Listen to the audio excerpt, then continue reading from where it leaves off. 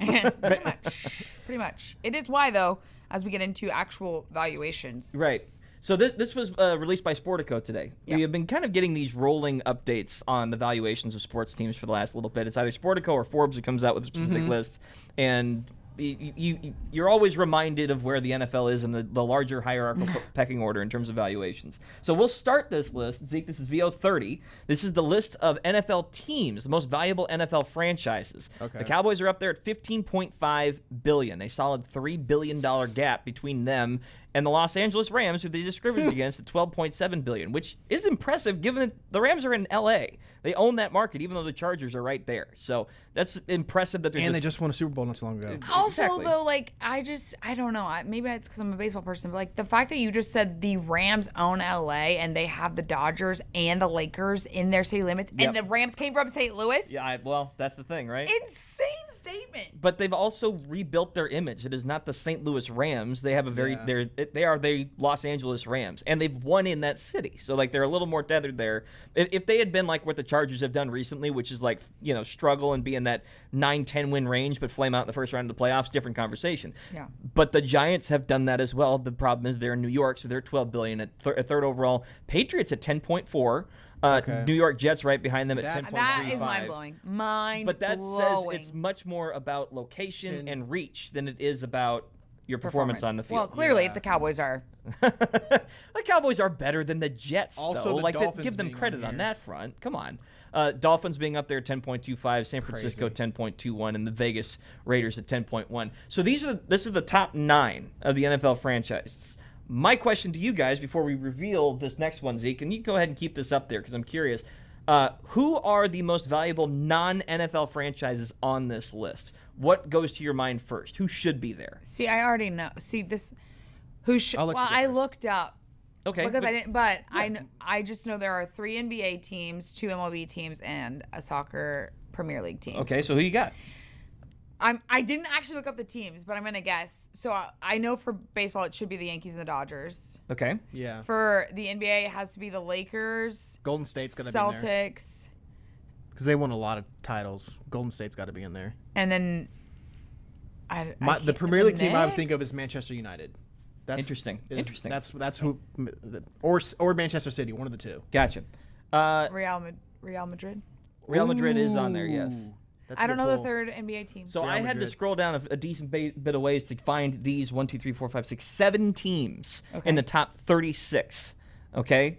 Zeke, go ahead. Move on to VO31. These are the most valuable non-NFL Golden teams. State. Golden State up there at 4th at 11.33. Lakers slotting in next with the Knicks right Knicks. behind.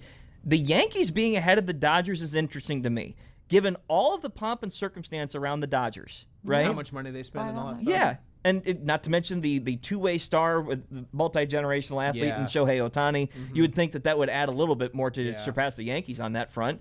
It's not like there's a difference in market Considering size. there's an entire country that watches just Exactly. for Shohei. Exactly. Yeah. So that was a little surprising. Real Madrid was a good pull. Yeah, Real Madrid I was looked it up. 36, I wouldn't and have known.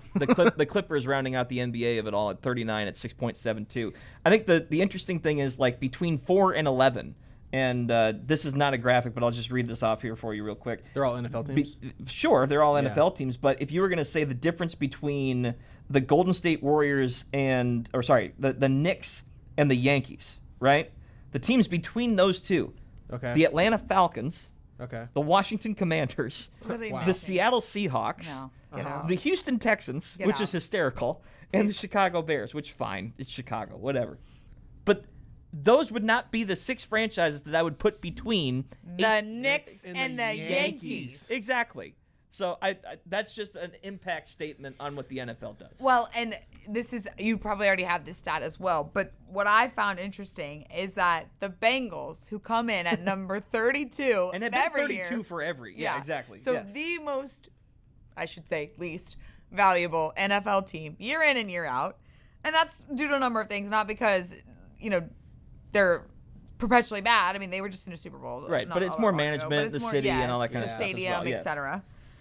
They are always number 32, and only 6 other pro franchises are worth more in the world. That's why the Clippers are on this list, because they're the first one post Bengals.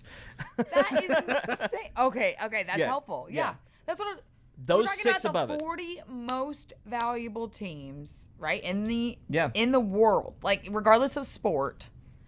And the Bengals, who are always the NFL's least valuable, are still more valuable than every other team other than 6 other professional sports enterprises. Yeah, that's like, crazy. That just shows you the grasp that the NFL has on our attention spans. But also we did get our an wallets. update. We did get an update to this list today, because the Lakers did just sell for $12.5 billion, which would have topped that list. And probably would have put them, and let me double check this, that would have put them right around the Rams' valuation. They were 12.7. That'll put them, they're 12.7. The Giants were at 12. Yes. So they'd have been slotted between second and third, and that feels at least a little bit more well, comparable. A little bit. Yes, but at the same time, this is not even a year after the Lakers just sold for $10 billion. Right. Yeah. Which is a little bit mind-numbing to me. Global inflation's crazy, man. Mark Walter just purchased his majority stake in, was it October of last year, I think, is when that sale went through, or when he got approved by the Board of Governors and was able to purchase the majority stake. By the way, it is hysterical that he sends out a statement. It was an honor and a privilege to be an owner of the Lakers, and it's like, you got him for a year. Not even that. Not 10 even that. months. Yeah. But also, like, that he's currently under federal investigation for some shenanigans going on behind the scenes. That is obviously a huge section of this story. Correct. The other fascinating part of it is he is holding on to ownership of the Dodgers. Correct. Because that was part of this narrative around getting the Lakers. Like, finally, the Lakers have an ownership like the Dodgers, which is all in kind of purchase. Yeah. Like, that kind of managing can be beneficial to a franchise that hasn't done anything outside of the bubble year. To all of a sudden fracture that and bring in Bob Iger, of all people, former Disney CEO. There are a lot of roots and tangles throughout this whole thing, given that ESPN And Josh Kushner. I know, I was getting there, but go ahead. Okay, no, you take it. No, but I think, first of all, Zeke, if I can bring you in here, because this came across your timeline because of the Bob Iger of it all, right? He's scrambling. Yeah. Because I was like, oh, what did this Disney CEO? I thought he was coming back to Disney, and then it said, bought the Lakers, and I was like, the What? sports team? Yeah. The sports team. A sports team? Yeah. Sports ball. I was like, wait, what? So I was like, I gotta tell the guys, and then I was first, and I was intrigued that I was first to give information out. So Yeah, it broke pretty early this morning, so that was kind of what we were catching That was the up first on thing that front. caught my, because I got the breaking news alert on my phone, and I was like, oh, what is it from ESPN? And I was like, why is Bob Iger on my phone? Because again, Disney's partnership with ESPN and the Lakers being such a central focus of the NBA, which is partnered with ESPN, it's hard not to look into some of that and sit there and think, how is this manufacturing connections between folks that maybe shouldn't be involved in the sports world? At that point, it's Rangers and buzzer. at that point, I think it's all like speculative. We don't have any sort of like. Right, we don't. This is still very new for everybody. Yeah, it's still so. and Bob Iger is no longer the CEO of That's correct. the Walt Fair, Disney yeah. Company. He resigned that position over a year ago, or at least. It's been a bit. Yeah. But no, I mean, just the fact that you have the two names that are buying the majority stake in Jared Kushner and Bob Iger. Obviously, like anyone who's buying a prominent sports franchise, anyone who's buying a sports franchise in general that's in one of the major 4 leagues in this country, like you're going to be somewhat of a well-established name because you have to have a certain amount of dollars. But the pairing there, I will say, is just interesting. Yeah. Obviously Kushner is the brother. He's the brother of Jared Kushner. Trump's daughter's husband. There's a lot of family trees going on right now. Ivanka Trump's husband. So yeah, there are a lot of big names being associated with this move. But no, I think the bigger takeaway here is just the fact that the Lakers, the Buss family had owned the majority stake since Jerry bought the team when it was still in the $1 million range. And just to kind of tie some loose ends here, because there's been another aspect that's been in the news cycle a lot recently, which was Gianni Infantino of it all with FIFA. Yeah. Kushner, the one involved in the Lakers deal, through I think it was Thrive Eternal is the name of the investment fund. That was what the minority stake was going to be sold to through FIFA. He's taking that money from that deal that got nixed and is like, you know what? I'll go I'll go buy the NBA Lakers instead. That's what's happening. And the other side of it is, and again, all of this still has to go through. Like That's interesting. the sale still has to be approved by the board of governors, Yeah. and obviously the NBA as a whole. And it's not like the NBA doesn't have its own fair share of scandals going on behind the scenes, but with the salary cap shenanigans with the Clippers and everything. So there is a lot of NBA real estate up for grabs in terms of how the power balance will shake out in the next month or so, because the board meeting is set for next month in New York. So as much as this is a drop, we have no idea what kind of backlash publicly this could get. We have no idea what the NBA Board of Governors will do with this information, because it's injecting a totally different vibe into that group, because it is a brotherhood. Like, as much as people want to sit there and say they own these individual franchises, they are all operating the same sum total business. Yeah. They are all in business with each other. Yes. The question is, do they want to be in business with them? That's the overarching theme here. And I just think the biggest takeaway from me, or for me, is that not even a year ago, this team sold majority stake again for $10 billion. Not 12 months later, it's selling Add for another two on that. $2.5 billion. Yeah.